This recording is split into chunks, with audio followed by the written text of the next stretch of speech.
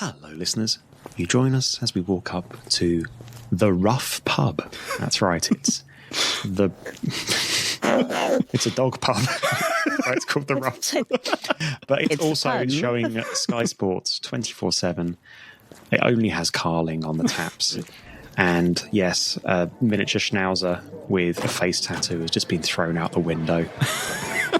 But it's okay, because we've found a nice little quiet corner booth. We're going to tuck ourselves into it, and hot off the back of our recent run of escape rooms, we're going to have a lovely chat and unusually a bit of a deep dive into an aspect of puzzle making. But first of all, I'm Mike, and it's my turn to get around in. So what can I get everybody? Mairi, what can I get for you? I'm drinking a red wine. I know you literally just said they only have carling on tap. I don't really like it. There's always, like, that's the only thing they've got on tap. Like, you know, they've got... Fantastic. I'm drinking a red wine. Do not know the brand, but I believe it's a Pinot Noir, and it's delicious. Oh, I do like a Pinot Noir. Yeah, I like it. Good for a day drinking, Pinot Noir. Exactly. It's daytime. I don't know what time it is in the law of this experience. That's a really good point. In my head, it's kind of about 8:30, 9 o'clock.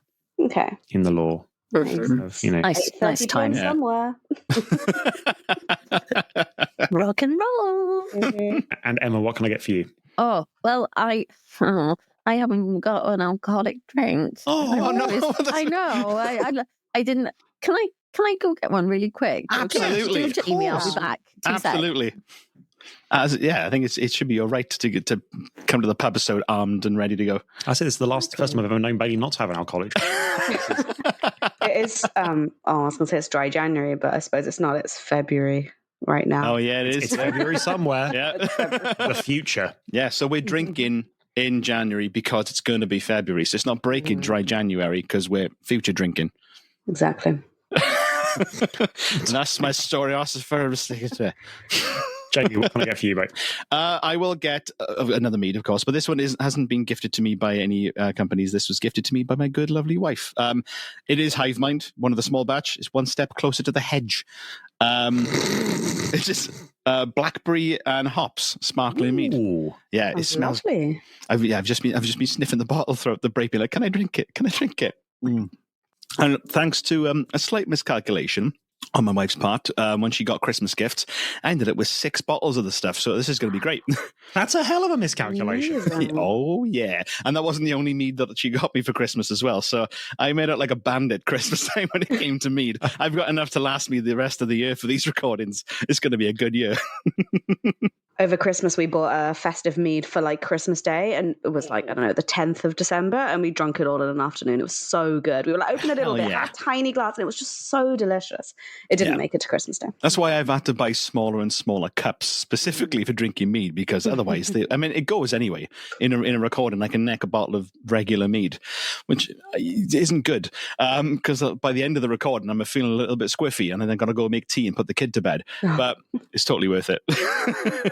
I had that exact same thing, Jamie. When we were recording with Escape Puzzle the other week, I caned most of that bottle of mead, like the whole 750 milliliter bottle. Yeah, boy. I looked at it at the end, I was like, Laura, I think I'm a little bit smashed. I'm editing it at the moment. I'm editing the pub episode. I'm like, I go a bit wild at one point. You forget that it's the same strength as wine, like regular mead. Like it is drinking a bottle of wine. So, wow. At least this is just a cool 8%. But I've got 2 of them, so shocks away. But anyway, Emma has just come back from the ladies with some bog roll on the bottom of her shoe. Oh no, not again. I had a little Wine 52 subscription because they sucked me in over Christmas, but actually very good. I really liked it. I've cancelled it now because I'm poor. Because never stop emailing you now. Yeah. Constant phone calls. You need a podcast. Yeah, pretty much. Give you a discount code. That was how I got on the whole thing. But I have to say, so it's this. It's like it's a red wine of Chile. It's a Caminera. Caminera? Caminera. Yeah, Caminera. Caminero. Caminero. I'm a comedian. It's really. But it was a cork, so that's why I was a while in the ladies. But no.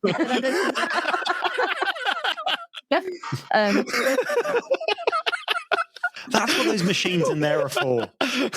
Why do they? Oh no! This dog pub's a bit strange, isn't it? It's some weird. Either broke the illusion or doubled down on it. There, bloody hell, sorry. And for me, I will be having a lovely bottle of Brecon Brewing's orange saison beer. It was in South Wales over Christmas for a week, and popped down to the retail outlet thing in Bridgend. What was it called again? MacArthur Glen. Yeah, that. And there's a Brecon Brewing kind of like hut, I guess you'd say, of it, and they had all their different beers. One of which was this orange saison, and I can enthusiastically say that it wasn't worth the effort of bringing back to England. Great. Okay. It's meh. Oh. It's 4 out of 10. I mean, did you pair the chocolate orange earlier specifically to go with the beer, or was that just a coincidence that they're both orange? That's a really good question. No. No. That's about as interesting as that gets. Although, what a lovely segue, Jamie, because we were going to talk about detailed, highbrow things on this pub episode. We came with like pre-prepared topic of deep discussion, but then we found out that Mairi actually inheritor to Big Orange. Next in line Mairi, for the chocolate orange dynasty. Yeah, what are you going to do with your chocolate orange millions? Like, what's the link? Well, tell us about it. It's really less exciting than you think it is, but Mr. Terry of Terry's Chocolate Orange fame is literally my great, however many far back, granddad. I mean, back in the day, I haven't had a lot of kids, so I'm sure a lot of people from Yorkshire can make the same claim, but so do I. And so every sort of Christmas that we get a chocolate orange out, and my family's like, "Oh, this is ours, our family." Oh, That's so cool. Are you implying that Terry of Terry's Chocolate Orange fame is like the Genghis Khan of Yorkshire, who just has sired the entire county's worth of? I'm not, but I back in the day, people had big families. I'm just going to leave it at that before I slander my great grandpa. Is Terry his first name or the last name? Surname. Surname. Ah. So there's other famous Terrys, right? Like John Terry and stuff. Oh yeah. Yeah. I mean, for international listeners, by the way, a Terry's Chocolate Orange is, imagine a baseball or a cricket ball, depending on where you are in the world, but it's just solid chocolate the whole way through. And it's really lovely milk chocolate infused with orange oil. And it's kind of in the shape of an orange and it comes off in little segments. And did I mention it's solid? Yeah. This isn't like your Easter egg bullshit where you smash it on the table and, you know. You do smash shatters. It, though. You smash Terry's Chocolate Orange on the table. Lob it on the wall. On the it's floor. Going down a story. Like, stomp on it Greek style. Up, back, smash. Somebody in Australia is getting a Terry's Chocolate Orange at the foot if you throw that at the floor. They are amazing. And that's the kind of thing you need. If you're going to sire half of Yorkshire in one go, you need a few of those in your pocket to... for energy. Yeah, if you want to dig a borehole halfway through to the centre of the earth, you just lob a chocolate orange at the floor and it will get there. Have you seen they do different flavours now? They do a mint one and just a plain chocolate one, which I don't know how I feel about that. Terry's chocolate. Terry ball, like is it still in the shape of an orange though? Does it still have the segments? It's still and that's what's wrong about orange, but without the orange. All this fucking like mucking around with renewable energy. They could just strap a dynamo to great grandpa Terry's grave as he rotates it as the non-orange chocolate orange gets sold across the UK. It is terrible. It's a travesty. Do you want to know some fun facts I've just learned, by the way? In 1954, they had equal production of something called the chocolate apple and the chocolate orange, but then the chocolate orange sold better, so they phased out the chocolate apple. And then in 1979, they tried launching the chocolate lemon, but it was withdrawn 3 years later. Only 3 years is a long stretch. Christ. There you go. Why are they making plain oranges, plain balls, and they could just bring this back? That's fine. Like a chocolate banana, chocolate anything. Yeah. Well, apple and lemon, I like give it a go. It's better than frigging nothing. Chocolate apple? I mean, that's what? I mean, they kind of got that's that. more interesting than a plain. That sums up society right now. That they just like plain chocolate, for, like happy fucking Christmas. This is why we can't have nice things. Pardon my This French. sums up society. Yeah. Not interesting question anymore. It's just Time plain chocolate. was you'd wake up on Christmas morning with a chocolate orange in your stocking. Now, well, Merry Christmas, Timmy, and fuck you, because there's no orange in this bad boy. Santa hates you. You, Terry's chocolate coal. Terry's coal ball. And it's in a sock, but only because Santa's swinging it. He's going to beat you to death with it. It doesn't leave bruises. So there we go. It's Terry's sack of coins. Yay! Are they chocolate? I fucking hope so. Oh, there goes the Terry sponsorship again. God. Or, oh well, this might be the thing that makes them go, oh, these guys have what it takes. And we have a link. And we've got it here. Exactly, you've got a name. Of the dynasty. So write them an email. I think it's Cadbury now, but write them an email. We'll get you in. You could boot through the front door and reclaim your birthright. Exactly. If you defeat the 3 evil ex-bosses, you get to sit in the throne. That's an episode in the making. oh my god! Oh my god! This whole. So anyway, we were going to talk about, we were going to have a crack at a proper, like, in-depth intellectual discussion. So here is our deep dive. How does a finite player brain space help and hinder puzzle design? So we're going to have a crack maybe over the next couple of episodes to doing a little bit of a deep dive, seeing as we have a range of experiences in the call on just, aspects of puzzle design, really, be it in physical escape rooms, audio escape rooms, or just puzzles in general. And yeah, this first one is just about, player brain space. Who would like to kick us off? I have some stuff I'd like to. I've got some thoughts about how it intersects with cognitive load theory. But yeah, we've got 2 like bona fide puzzle designers in the call, and of course, an experienced puzzle doer in Emma. Yes, just punch your way through the door and eventually you'll get out. Like, keep shouting clue. That's also a good. You've been in a room with me, Mike. Like, you know this. It's interesting you said limited brain space, because as you said that phrase, my eyes started to glaze over. Yeah. And just like the Magic Roundabout theme tune started to play in my head. But yeah, I mean, in real escape rooms, like one of the rules that I hear often in real escape rooms is like, don't make them read for longer than 60 seconds.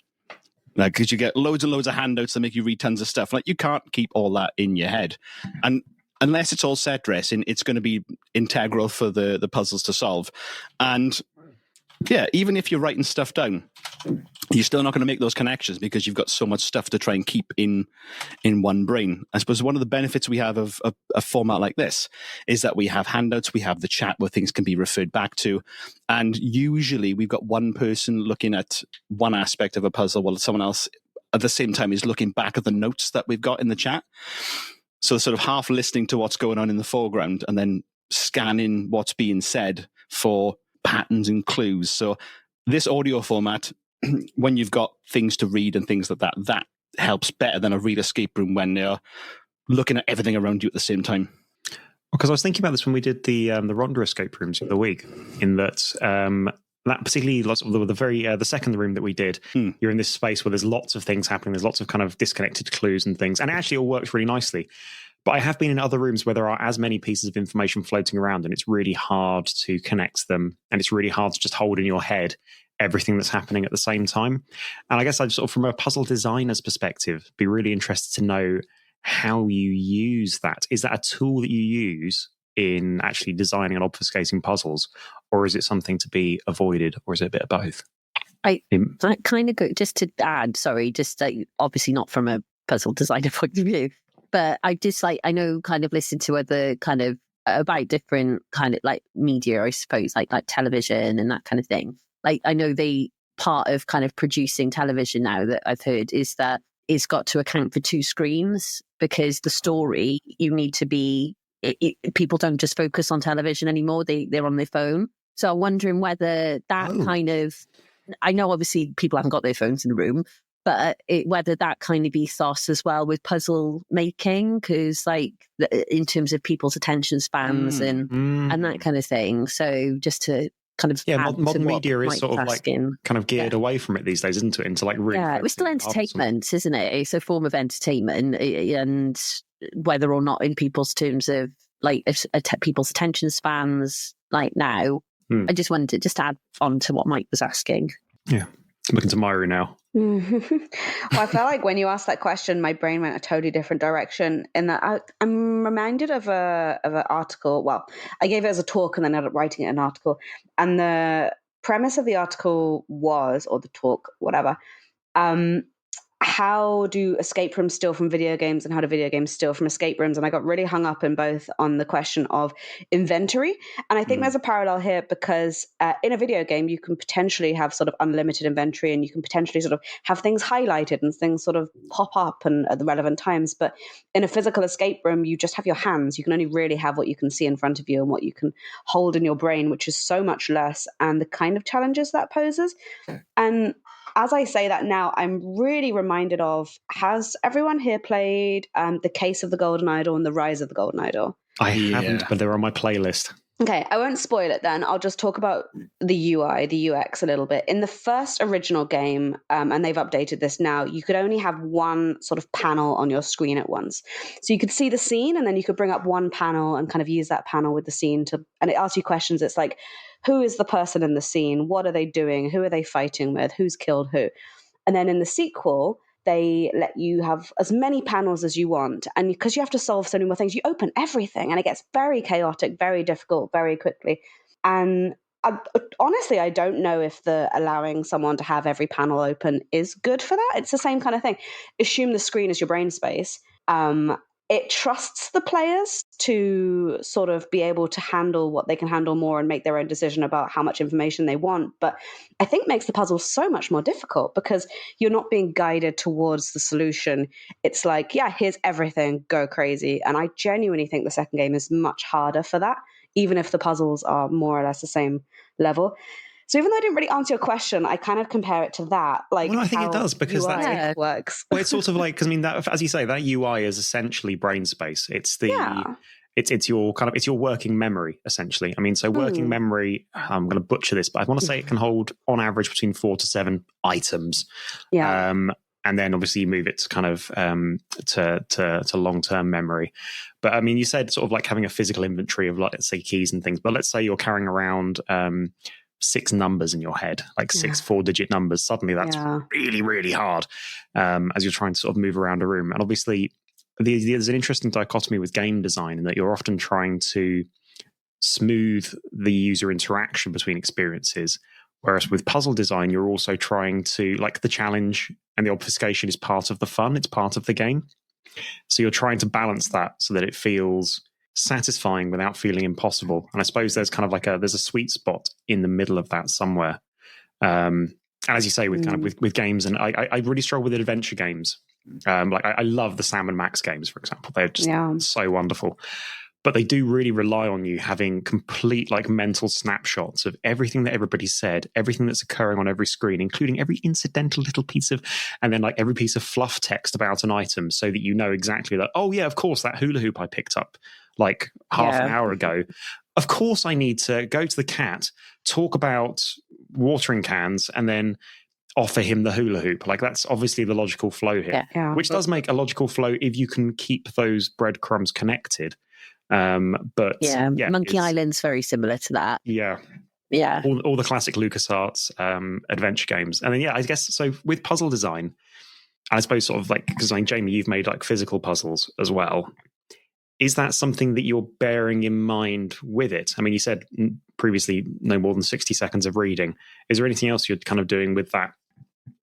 Yeah, well, for tabletop and physical puzzles and things like that 60-second rule goes out the window. In fact, like you want people to read more in a tabletop experience, because that's where the depth of story comes from, is through like the ephemera, the newspaper articles, the journals.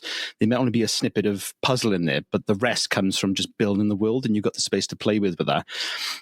I think the challenge in physical escape rooms, I think it's a bit easier because you've got that rule as well, where it's like you only need to use one lock, one key, one puzzle, answer once. And it's rare to have a room where that's not the case. And if it does, sometimes it can put your players in a bad mood. If you have to revisit a puzzle, like that format, that sort of streamlining of the experience, especially because there's a time limit, it lets you sort of jettison that mental part. You can go, right, we've done that. We can forget about that. We can focus on that. And I think any good escape room, you should never be a question of where do we look next. And that's why so many escape rooms are linear. The thinking and the investigation should come in with the how do we solve this bit rather than where the fuck do we look now. And that's where I think a lot of non-linear games get a bad rap for that. Right? The worst thing is sort of finding a 4-digit code and having to run around to like 6 different padlocks to try and figure out which one it is, and then you're like, well, it hasn't worked in any of them, but I can't forget it. And if they didn't give you a notebook to write it down in, it's like someone is just walking around going like, oh my god, 0921, 0921, like trying to remember where to put it, kind of thing. Yeah. By which point the context is lost as well. So like if you see a bit of signposting, that means that you were 1 digit off on one of the numbers. You're like, I have no idea what that was about. Well, those little pads that you can like write on and clear, but they're always really tiny. Yeah. And the pens are always quite rubbish. And then like if you've got more than 4 things, you've got to add in the little fuckers up. And suddenly you're all out of space and you've got to clear the fucker and you've lost all your numbers. I will say to counterpoint that though, one of the most satisfying things that I can experience in a tabletop puzzle game is when I revisit a puzzle and there's some minor element of that thing that I'd overlooked and suddenly has become integral to a future puzzle because I've got access to all of my inventory like in front of me at all times. I can get a bit of signposting here and go, oh shit, no, that was that newspaper I started at the very beginning. Oh my God, it's there and it's been there the whole time. Yeah. That is really satisfying. But if it was in a real escape room, I think it would piss me off because I'm under such pressure to finish this game in a certain time frame. It's gone. That knowledge has already left me.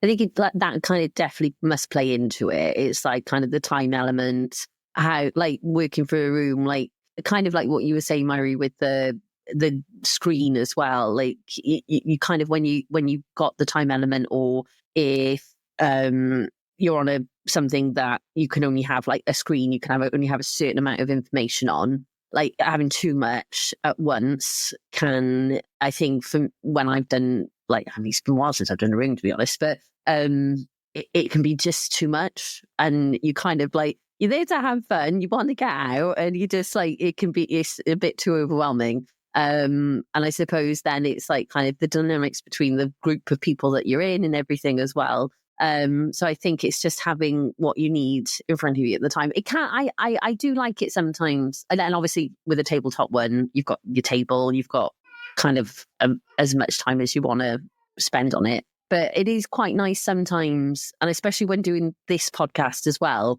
when maybe it's something that we're trying to think of and it is a callback, like that can be quite like, gosh, you know, like that if it's nicely signposted, then it makes you feel like, this thing that was half an hour ago that I totally forgot that was buried in the intro. I mean, that's my absolute favourite thing, is to hide important things in noise. Because I've got no better puzzle tactics. That's me coming clean.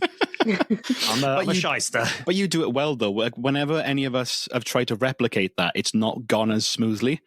We've fumbled, or we've not signposted it enough, so people have just completely discounted it, and you've had to then basically redo the intro for them there and then to go, it was in this bit. So it's useful. I think it's a skill and it's a muscle to flex. It's I don't know. I mean, there's an interesting. I'm going to draw in some of the old pedagogy stuff now because I'm a boring fuck. So there's this thing. Go for it. It's not boring at all. So there's this thing called cognitive load theory, which sort of plays into all of this, and it's basically about how the brain processes and stores information. So how not only much you can kind of store, but also what you're doing while you're storing it and how that all works. Apologies if you can hear a very sad child downstairs. Yeah. Anyway, sorry. So yeah, there's 3 elements of cognitive load, or 3 types. So there's the intrinsic load, which is the load of just doing the thing that's in front of you. So the task or whatever's in front of you. In this case, it would be like the load of, Christ, I've got this padlock, I've got no idea what goes with it. Then there's the extraneous load, and I always think this is really interesting from a puzzle design perspective, because he talks about me flooding people's heads with nonsense and silly voices. That's the unnecessary load. So that's the stuff that's in no way relevant to what it is you're actually trying to do. But then the third one, I think this is the interesting one, is the germane load. So that's the load that's needed to create the schemas that actually help you to automate the stuff into long-term memory. And what I mean by that is it's the it's you setting up, for example, Mairi, with your puzzle earlier where we did, where you kind of built a logic library for us. So here are the logical rules. It's the load of doing that. It's the load of processing the world and kind of going, okay, these are the rules for this, which I need to solve the thing that's in front of me. It's that kind of that deep processing.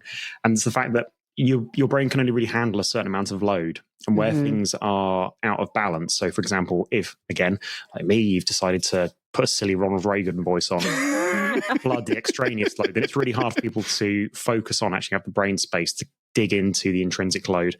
And again, if the germane load, so let's say the puzzle itself is super complicated, so your logic system is incredibly Byzantine and deep, people are spending so much focusing on that it's actually really hard for them to do that and focus on what's in front of them. Yeah. And that's kind of, there's like this really interesting balance to be hitched between the three. But those are also, I guess, levers that you can pull. Because there's all these things of like, if you've got like, so your working memory is kind of like 4 to 7, they call them chunks. There's a certain number of chunks. It varies from person to person. Laura, for example, can memorize an infinite number of things in front of her, which is disgusting.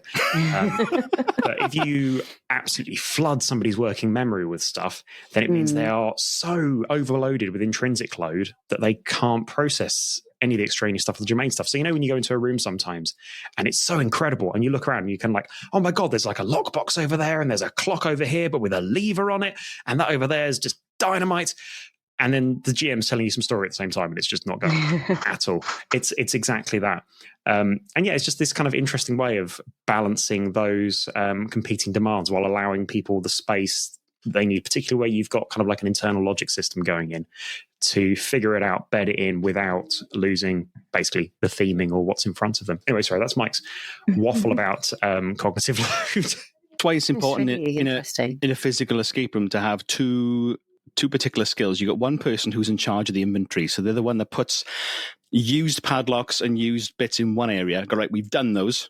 Those are the things that we've figured out. And then you've got a space then for, this is the stuff we haven't figured out. This is the chessboard we've not used. This is the book we've not used. These are the locks that we can move that we've not used. And then once something's used, they move it to a different space. You're physically discarding that thing. And then also the other skill for a physical escape room is just almost just narrating what you're doing all the time. So like, I think when we did the escape rooms in Rhondda, I was probably like a broken record. I would say, right, we have a 4-digit, a 3-digit, a 2, another 4-digit, a color code, and every like couple of minutes, I'd be like, right, there's still a 4-digit, a 3-digit, I think, because once you start amassing that information and things start to leak out, every few minutes, you're like, oh shit, yeah, we've got that 4-digit. Oh wait, and then you can make that connection afresh every time. It's kind of like a shared working memory. Yeah, we need it. Yeah, and in like for example, tabletop or like a print escape room, so like one of the exit games or something like that. And what we've actually started doing in the podcast, where we share like our text resources with each other, is we're no longer overloading people's working memories. If you've got the information out in front of you, it's so much easier to actually work with. If you're dealing with like, you've got the printout, you're doing a scarlet envelope and you've got all the lovely props and things in front of you, that's no longer, you're no longer sitting there going, what the fuck did this person say here? It's like, it's there in front of you. And you're kind of your internal schema, which you built with your germane load, because that's how cognitive load works, your internal schema of how the things connect just says, okay, this information I need is over here. The 4-digit number I need is over on this piece of paper here. And that's how that all kind of interconnects. And as you say, Jamie, it's really interesting how working with teams in escape rooms, because you'll often find that people share the roles between, I mentioned earlier that Laura's got an absolutely outrageous memory for just sort of noticing things. It's... Or Mari's been passed some more wine. He literally has. But like, we have a glass table, so I was expecting it to like make a really loud noise. I was like, no. As befits the heiress to the chocolate empire, you should have someone to bring the wine to you. Your wine butler. Yes. Your wine. Oh, yes. Your That's orange. what I call Alan. Your chocolate. And now with the family magic, they may become one. Oh no. The segments coming together. It's when you reveal the seal. Bloody hell. The family rune on your wrist. Love it. You just crush a dairy milk and a Jaffa in one hand. Crumbs everywhere. Oh. Terry's chocolate orange. That's like melting down my face. The secret recipe has been leaked on this podcast, folks. It's a scoop. By the way, Mike, whenever you said Jermaine Load, I kept thinking of Jermaine Jackson. I kept thinking of Jermaine Clement. I kept thinking of Jermaine Greer. How could it be 3 different Jermaines? One of the concerns that I had when I did my puzzle 2 weeks ago was that there was too much information going on at one time. And I think at first, when you got that map, when it was all blank and there wasn't much on there, there was a moment where you were, what the fuck do we do? Where do we go? Because you could go anywhere. You could pick, any square. So that's why one of the reasons I put this sort of muddy footprint on the top was that it's severely limited and gave you sort of almost tunnel vision. You can only go to a few spots. And one of those spots was the water fountain. One of the water fountains where you could get the map cleaned, which then opened it up. It was also the reason I staggered the announcement for the shits to happen. But I think there was still an element of that collective, oh God, there's just so much stuff for us to do. But then as soon as, Mike, you started putting the X's down, which is the way that I've got it on mine, as soon as you shared your screen and started marking off things, people were like, oh, right, that's done. The fountains are done. The poops are done. The visual. It narrowed the field of focus down to, there's only 4 squares it could be, 3, 2. And that really helped. So yeah, I was quite concerned that it was too open. So really glad that you did that, which meant that it was easier to narrow your focus into what needed to be done. Yeah, because that does sometimes with this, like, as a solver on the podcast, is sometimes like I do find it quite hard to visualize things sometimes.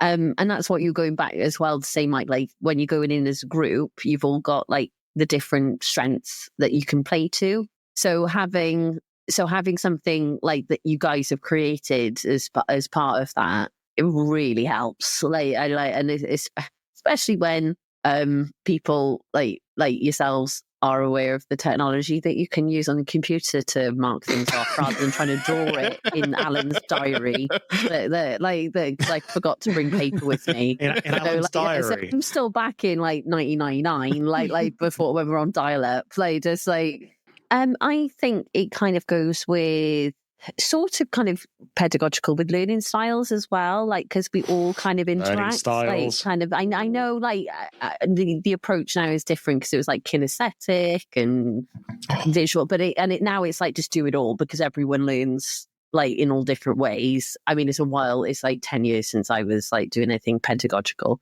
So I know things are very different from when I was doing it. Mike, I know you're shaking your head there, but the literature has summarily disproved. Yes, wow. But what I'm saying is that we all kind of find like you need a mix of different things to be able to keep it in your brain.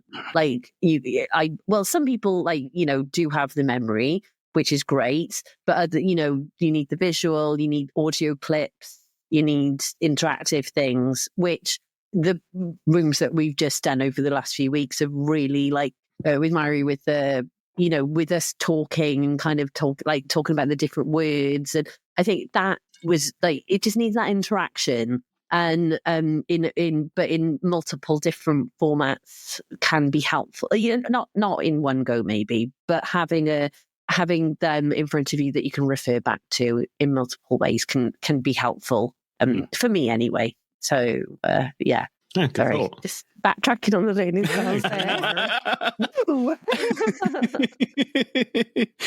I think if you're in a physical escape room, definitely a hindrance. Under the time pressure and given that the goal is to win, it's a lot more competitive, a lot more high adrenaline. You need that focus, that signposting, which is why so many escape rooms are linear. That is not going to do you any favors. You need in a lot of escape rooms, you need to even manufacture bottlenecks through a cinematic, through a voiceover, to let the players stop, have a chance to breathe, and then listen to a clip, watch a video before the next room opens, so that they can go, okay, we've done that bit now, we can then move on. Tabletop escape rooms, I think you can use it to your favor. It's all about discovery. You want the world to open up. You want more, especially for me, more ephemera, more story, more stuff. I'm not under the pressure to solve it in 60 minutes. I could spend 3 months on it if I wanted to. So give me stuff, and then I can compartmentalize it, and I can revisit it if I need to. That's absolutely fine. Yeah, something to add. Well, I guess I echo a lot of what Jamie just said, but just to take it one bit further from a design point of view, it really comes down to the medium. But I guess the whole point of people having limited brain space is such a good opportunity for designing ways to track the answers as you go, or put things down on paper, or whatever it actually is. It's more like, as a designer, making sure that the game supports a space to be a second brain, to hold the things that you need in the format you need to see them in as you go along. That's kind of the main thing I take away from that, from a design point of view. Like, I think I'm working on like an audio adventure at the moment. I'm working on a tabletop. I'm working on something physical. And in each one of those, it's like the way we do that is so different. And I'd never really thought of that before. I think as a designer, you probably do it subconsciously, but to think about that, like, oh, what we're actually doing here is being that second brain for the player, so they don't need to hold like 50 different pieces of information in their head as they go through. It just makes it more fun, right? It's like, if you can, let's say, write down the 4-digit codes you're collecting as you go along, you don't need to hold them in your head, and you can concentrate on the story, what's happening, the video, like whatever it is. And I guess when we're designing games, we are trying to make them fun. So anything in the pursuit of making things more fun is better. That's, you've made me think about something I never thought about, but do every day. So this is great. I do find there's an interesting link there with, I think a lot of people do this stuff instinctively. I think a lot of people know it instinctively, particularly those who are used to entertaining people, talking to people, teaching people. I think they do it at an instinctive level. And understand this. They just don't often have, like, the taxonomy to kind of unpack it, but they sort of, they know it. Yeah, you said these games were meant to be fun. I've been doing this wrong for a long time. I thought they were just meant to be hard as shit. Catch me next week when I. But I totally can see that. Like, if you're a puzzle and you want to make it a good puzzle and hard, not too simple, and you do focus on the hard then. But then, as someone going into it, I think what you said, Mairi, is that you be able to offload information out of your brain space. So you've still got it, but then you can focus on the story. Yeah, I thought that was a really good point. Thanks. I think for me, I'll say generally, it can help puzzle design from a diagnostic perspective. If you've got a puzzle that's not working for some reason, and you look at it, this is rock solid, I can't work out why. For example, you've got some lovely gaseous maps of different greenhouse gases over a part of China in a series of halfly constructed Photoshop files, without getting too specific. And you go, why aren't people gelling with this? If you have a complex internal logic system on how to actually solve it, whoops, that's high domain load, and high intrinsic load, because actually you've got quite a lot of information spread across 7 different JPEGs, then maybe one of these things is too complex and needs to be offloaded somewhere. Just think about your loads. That was my diagnostic from the previous episode. I crammed way too much into one. It should have been a pretty simple puzzle. One bit of signposting would have made all of that work, and you can help to diagnose that literally just through cognitive load theory and a bit of playtesting, which in this case was the actual recording. I mean, that's part of the course in most. I think Mairi's the only person who actually tests puzzles, which is putting us all to shame. I was so impressed. The first time anybody other than me saw this map was about 2 weeks ago when you played it. Okay, so that feels like it for our deep dive. Just before the barman not so much kicks us as paws us and noses us out into the night, what are people's recommendations for the month? My recommendation this time is Alma's Not Normal. So it's Sophie Willan. It's on iPlayer, BBC. Sophie Willan's run it. There's 2 series. There's some amazing Northern actresses in it, and Steve Pemberton's in the second series. It's so good. It's about Alma and her life, and but it's about Sophie Willan. It's kind of biographic. It's amazing. It's so funny. And it's heartbreaking at the same time. A real stark reflection on how things kind of are for people right now. But done with so much humor. It's so funny and so much heart. And it's Lorraine Ashcroft, I think her name is, and Siobhan Finneran. Play a mum and gran in it. Yeah, it's really lovely. It's a half-hour episode, 6 episodes, standard sitcom length series. But it's so bingeable. Like, you'll definitely do a series in the night, and it's just very well written. I would like to recommend another podcast. It's only had 3 episodes published so far, is PG's Playhouse with our good friend PG Law and Dave sick. Spira. Oh, So PG Law and Dave Spira from the Reality Escape Pod, Room Escape Artist, Reality Escape Con, Immerse, Explore, Escape, like basically Everything. Anybody who's anybody in the industry and everybody who's on the fringe of the industry knows them because they're amazing. They do everything, super talented, and just lovely folks. Come back on the podcast. We missed you. We love you. They've got a new podcast called PG's Playhouse where they bring a guest on every episode. PG will then create a puzzle for them, usually a wordplay puzzle, which is simple in like its construction, but like quite difficult to solve, which is really nice. And then lots of wordplay as well, which I really love. And then they go into a bit of a deep dive on a particular topic. So they've done Y2K, they've done roadside attractions as well. And there's a different guest on every episode. It's really fun. They're like 25-minute episodes, really good for commuting. Highly recommended. It's really nice. Fun. I'll give that a go tomorrow, I think. My recommendation for this month, I don't believe it came out, so this month or this week for this episode. I don't think it came out recently, but it was a game that I missed in 2024. And had I played it in 2024, it would have been my game of the year. It was so good. And I just played it the other day and I loved it. And it's called No Case Should Remain Unsolved. And it's very different. It's a detective game, but it's like text-based. But the idea is you've lost your memory and you're a detective and you sort of remember fragments of conversation and they kind of go into a grid and you reorganize them in terms of like who you think said it and what order they said it in. So as you kind of discover more leads, you're sort of clicking on words and then the words spin out into more memories. And it's just such a clever little puzzle game. It takes like an hour and a half to finish, so one sitting, and it's like nothing else I've ever played. And it's just brilliant. And I really feel like not enough people have played this game or heard of it because it's fantastic.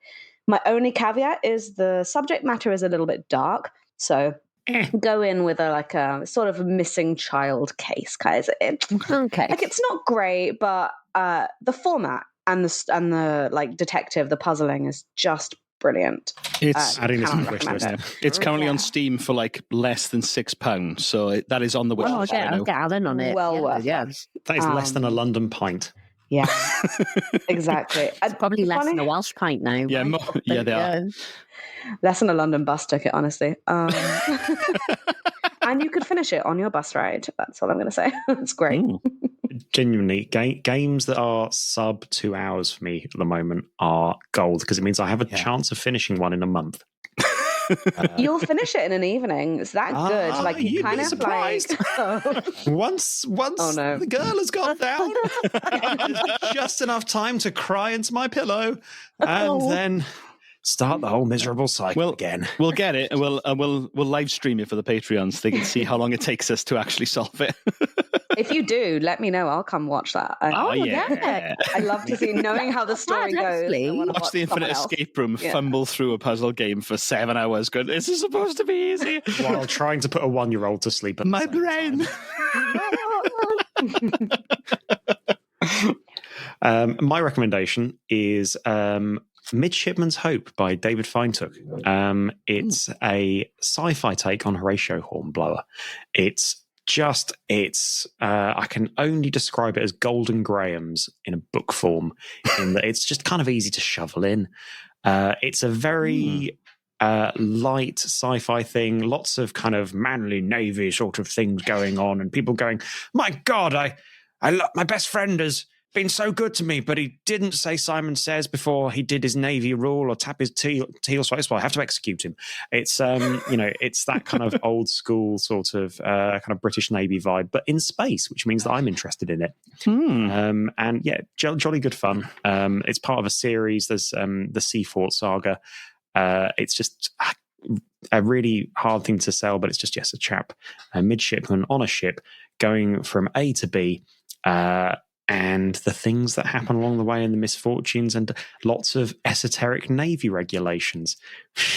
But in space, which makes it great. And actually, while we're talking about games, I'll also recommend this really unknown game called Elden Ring, which I'm playing again on my Steam Deck and enjoying. I thought you wanted games you could solve in like, you finish in like an evening. But what the hell? I can die in 10 minutes in Elden Ring. Well, start again tomorrow. Yeah. It's why I play Vampire Survivors. It's a similar vibe. Like, play for 10 minutes and then die, but you've got better graphics. Yeah. It's like, maybe one day I'll die too, and I'll finally sleep. Okay, so the barman has gone into his kennel, having pulled the little tug cord. He's back on 4 legs, inexplicably. They get tired throughout the day being on their hind legs. They're not Bless them. He's pulled the little tug cord with his little jaws to turn the lights off, and we've taken the gentle hint that it's probably time for us to fuck off. So we gather up our bags and coats because it's still fucking Arctic out, and we scamper off into the night in search of distant squirrels and cozy beds. Oh, that sounds good. Oh, I got bought a heated blanket for Christmas, and it's a game changer. It's amazing. That's my nights now. I want. So, thank you very much for joining us in the Infinite Escape Room. We'll see you next time. Tatty night, folks. Bye-bye. Nighty night. Bye.